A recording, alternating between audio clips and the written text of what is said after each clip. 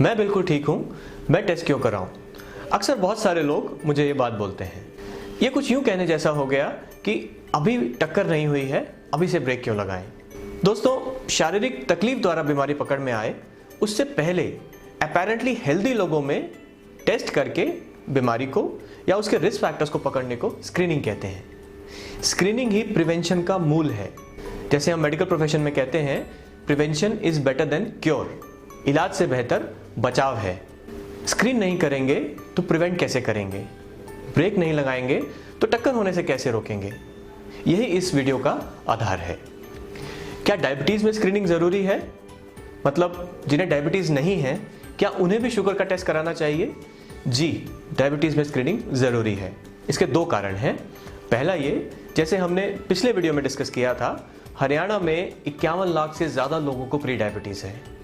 और ये भी हम जानते हैं कि प्री डायबिटीज में कुछ एक चीज़ों का ख्याल रखकर डायबिटीज होने से पहले रोका जा सकता है।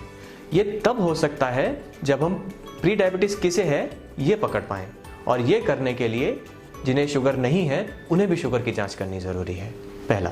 दूसरा कारण डायबिटीज़ में स्क्रीनिंग ज़रूरी है इस बात का ये है कि अगर हम डायबिटीज़ की नेचुरल हिस्ट्री देखें, जिस दिन शुगर के लक्षण आने शुरू होते हैं, एक्चुअली उसकी शुरुआत कई साल पहले हो चुकी होती है। ये जो अनडायग्नोस्ड टाइप 2 डायबिटीज़ है, इसे पकड़ने के लिए भी डायबिटीज़ की जांच सिम्टम से पहले होना, मतलब स्क्रीन करना ज़रूरी है। ये इसलिए ताकि वक्त रहते इलाज की शुरुआत हो सके और डायबिटीज़ के कॉम्प्लिकेशन से बचा जा सके। इन कारणों की वजह से डायबिटीज़ में स्क्रीनिंग ज़रूरी है। अब क्या हर किसी को शुगर का टेस्ट करना चाहिए? नहीं, ऐसा नहीं है। इसके लिए कुछ गाइडलाइंस हैं जो दुनिया भर में फॉलो की जाती हैं। वो गाइडलाइंस क्या हैं? हर कोई जिसकी उम्र 45 से ज़्यादा है उसे शुगर का टेस्ट करना चाहिए, और अगर नॉर्मल आता है तो हर 3 साल में एक बार करते रहना चाहिए। इसके अलावा वो लोग जिनकी उम्र 45 से कम है लेकिन साथ में उनका वज़न ज़्यादा है, मतलब BMI 23 से ज़्यादा है, और साथ ही डायबिटीज़ का कोई और एक रिस्क फैक्टर है, उन्हें भी शुगर का टेस्ट करना चाहिए। ये रिस्क फैक्टर्स क्या क्या हैं?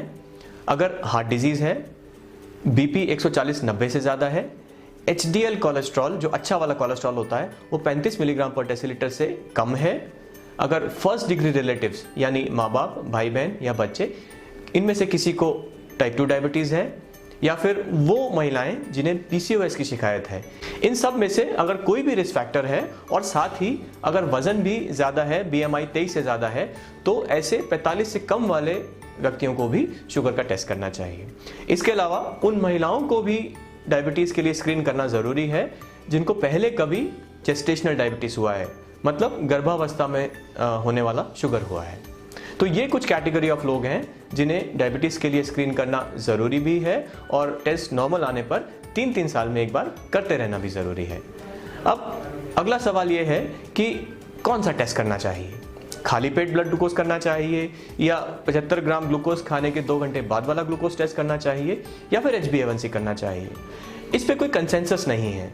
आमतौर पे या तो खाली पेट ब्लड ग्लूकोज किया जाता है या फिर HbA1c किया जाता है। जो खाली पेट ब्लड ग्लूकोज है उसकी नॉर्मल वैल्यू 100 से कम है, और जो HbA1c है उसकी नॉर्मल वैल्यू 5.7 से कम है।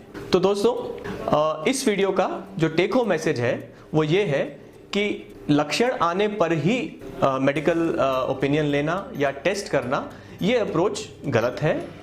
स्क्रीनिंग का हमारे प्रोफेशन में बहुत इंपॉर्टेंट रोल है। स्क्रीन नहीं करेंगे तो प्रिवेंशन पॉसिबल नहीं है, और जैसा कि कहते हैं कि prevention is better than cure. Diabetes में भी पहले तो डायबिटीज़ होने से रोकने के लिए, फिर डायबिटीज़ होने के बाद उसके कॉम्प्लिकेशंस रोकने के लिए, इन सभी स्टेप्स पर स्क्रीन करना, प्रॉब्लम होने से पहले टेस्ट करना बहुत ज़रूरी है। Thank you.